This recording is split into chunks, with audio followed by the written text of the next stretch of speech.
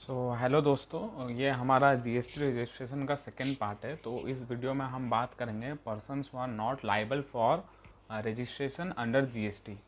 मैं एज्यूम करके चल रहा हूँ कि हम इस टॉपिक को जल्दी ख़त्म कर देंगे, क्योंकि मुझे ऐसा लगता है कि बहुत सारे बच्चे होंगे जो इसे एग्ज़ाम के टाइम पे देख रहे हैं, और मैं इस वीडियो को बहुत जल्दी समझाऊँगा और अच्छे से समझाऊँगा, ताकि अगर आप एग्ज़ाम में लिखना चाहो तो ईजी वे में लिख सको। ठीक है। तो ये जो है persons not liable for registration, ये section 23 of the CGST act के अंदर आता है। तो इसके अंदर 4 सबसेक्शन है और हम ईच सबसेक्शन को डिस्कस करेंगे। ठीक है।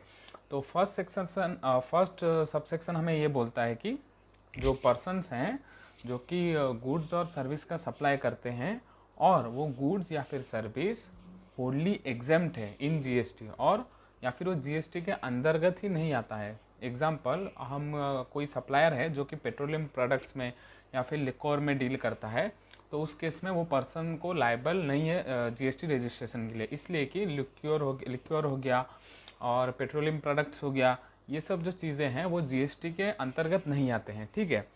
और एक एग्जांपल है, सपोज करिए एक सप्लायर है जो कि एग्स एंड ब्रेड या फिर हमारा जो नेसेसिटी गुड्स है उस तरह का गुड्स का सप्लाई करता है। ठीक है। तो उस केस में भी वो जो पर्सन है वो लाइबल नहीं है रजिस्ट्रेशन के लिए।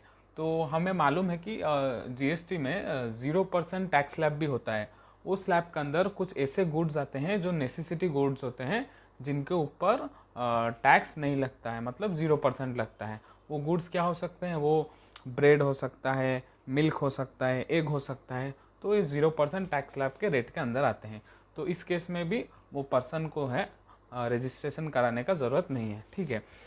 तो सेकेंड सबसेक्शन बात करता है एग्रीकल्चरिस्ट के बारे में। वो एग्रीकल्चरिस्ट जो कि अपना खुद का खेत में फसल उगाता है और उससे जो प्रोड्यूस होता है उसे मार्केट में सप्लाई कर देता है या फिर सेल कर देता है, उस केस में भी वो एग्रीकल्चरिस्ट को रजिस्टर कराने का ज़रूरत नहीं है। लेकिन अगर वो एग्रीकल्चरिस्ट सपोज करिए कि जो दूसरे का खेत है उनसे माल खरीद कर मार्केट में सप्लाई करता है, उस केस में उसे रजिस्टर करना होगा, क्योंकि वो खुद का जो गुड्स मतलब खुद का जो प्रोड्यूस है उसे नहीं सेल कर रहा, वो दूसरे का प्रोड्यूस को खरीद के सेल कर रहा है। ठीक है। अगर खुद का प्रोड्यूस है, खुद का लैंड में कल्टीवेट किया है, वो केस में अगर सेल कर रहा है तब उसको रजिस्ट्रेशन कराने का दरकार या ज़रूरत नहीं है। ठीक है। तो थर्ड सबसेक्शन में कुछ स्पेशल कैटेगरीज पर्सन है जिन्हें की रजिस्ट्रेशन कराने का ज़रूरत नहीं है, तो हम उनके बारे में बात करेंगे। तो केस ए में हम बात करेंगे persons who are making a reverse charge supplies. तो रिवर्स चार्ज सप्लाईज क्या है? रिवर्स चार्ज सप्लाई एक ऐसा सिचुएशन है जहाँ पर कि जो रिसिपिएंट है, जो माल या फिर जो सप्लाई को बाय कर रहा है, उसे पे करना पड़ता है टैक्स और रजिस्टर करना होता है जीएसटी के अंदर। बेसिकली हम मालूम है, हम कहीं भी कुछ सामान परचेस करते हैं तो हम जो सपोज करिए आप एक चिप्स का पैकेट खरीदते हैं, तो आप थोड़ा ना डायरेक्ट गवर्नमेंट को जाकर पोर्टल के थ्रू, जीएसटी पोर्टल के थ्रू उस 5 रुपये में जितना जीएसटी लगा है आप थोड़ा ना गवर्नमेंट को देते हैं। वो टैक्स कौन देता है? वो टैक्स सप्लाई करता है। आप जिससे खरीद रहे हैं वो जो सप्लायर है वो गवर्नमेंट को टैक्स पे करता है। लेकिन रिवर्स चार्ज सप्लाई के केस में वो सप्लायर जो है उसे टैक्स पे नहीं करना पड़ता है। जो रेसिपिएंट है या फिर जो कंज्यूम मतलब जो ले रहा है, माल खरीद रहा है, उसको सप्लाई जो माल खरीद रहा है उसको टैक्स पे करना पड़ता है। तो उसी केस में अगर कोई एक ऐसा चीज़ है, फॉर एग्जांपल एक होता है तेंदू लीव्स करके, जो कि जिसमें कि सिगरेट्स या फिर जो होता है ना बीड़ी वगैरह, ये सब बनता है वो लीव्स से। तो उस केस में क्या होता है, जो पर्सन खरीद रहा है वो लीव्स, जो पर्सन खरीद रहा है सिगरेट्स को मैन्युफैक्चर करने के लिए, वो पर्सन को जो खरीदा है उसको जीएसटी पे करना पड़ता है गवर्नमेंट को, ना कि जो सप्लायर बेच रहा है। ठीक है। तो उस केस में जो खरीद रहा है उसको ज़रूरी हो जाता है रजिस्ट्रेशन करना जीएसटी के अंदर। ठीक है। अभी जो केस सेकंड है या फिर केस बी है, उसमें क्या होता है, जो भी पर्सन इंटरस्टेट सप्लाई करता है सर्विसेज का अप टू 20 लाख्स कहाँ पर? जो नॉर्मल स्टेट्स है। और जो स्पेशल कैटेगरी स्टेट्स है, जैसा कि कुछ स्पेशल कैटेगरी स्टेट्स है, मिजोरम है, त्रिपुरा है, नागालैंड है, ऐसे टोटल 8 स्पेशल कैटेगरी स्टेट्स है। तो स्पेशल कैटेगरी स्टेट्स के लिए जो थ्रेशोल्ड लिमिट्स है 10 लाख है। मतलब स्पेशल कैटेगरी स्टेट्स में अगर 10 लाख लिमिट के अंदर सप्लाई हो रहा है, इंटरस्टेट सप्लाई हो रहा है, तो उस केस में पर्सन लायबल नहीं है रजिस्ट्रेशन करने के लिए। और जो नॉन स्पेशल कैटेगरी मतलब जो नॉर्मल स्टेट है, अगर उनका थ्रेशोल्ड लिमिट जो 20 लाख है, 20 लाख एक्सीड नहीं करता, 20 लाख के अंतर्गत 20 लाख के अंदर ही इंटरस्टेट सप्लाई हो रहा है टैक्सेबल सर्विसेज का, ओनली सर्विसेज नॉट गुड्स, तो उस सिचुएशन में जो पर्सन है वो लायबल नहीं होगा रजिस्ट्रेशन के लिए।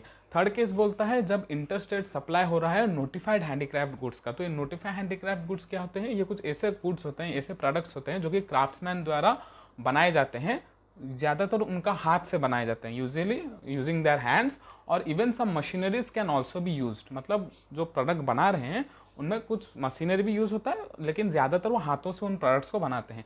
तो अगर उन प्रोडक्ट्स है जो नोटिफाइड हैंडीक्राफ्ट गुड्स है, उस केस में अगर वो इंटरस्टेट सप्लाई करते हैं और उनका जो थ्रेशोल्ड लिमिट है नॉर्मल स्टेट में 20 लाख से और स्पेशल कैटेगरी स्टेट्स में 10 लाख से, अगर वो थ्रेशोल्ड लिमिट नहीं क्रॉस होता है, वो थ्रेशोल्ड लिमिट के अंदर सप्लाई हो रहा है, तब उस केस में भी पर्सन जो है लायबल नहीं है रजिस्ट्रेशन के लिए। अगर वो थ्रेशोल्ड लिमिट क्रॉस कर जाता है, एक्सीड कर जाता है, उस केस में उसको रजिस्ट्रेशन कराना पड़ेगा। तो फोर्थ केस बोलता है कैजुअल टैक्सेबल पर्सनस के बारे में।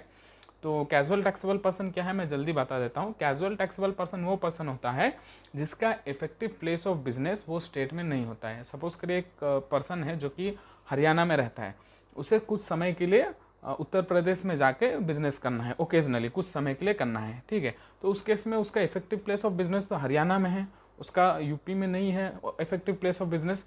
तो उस समय पर जब वो यूपी में रजिस्ट्रेशन कराएगा, वो as a casual taxable person registration कराएगा, ठीक है।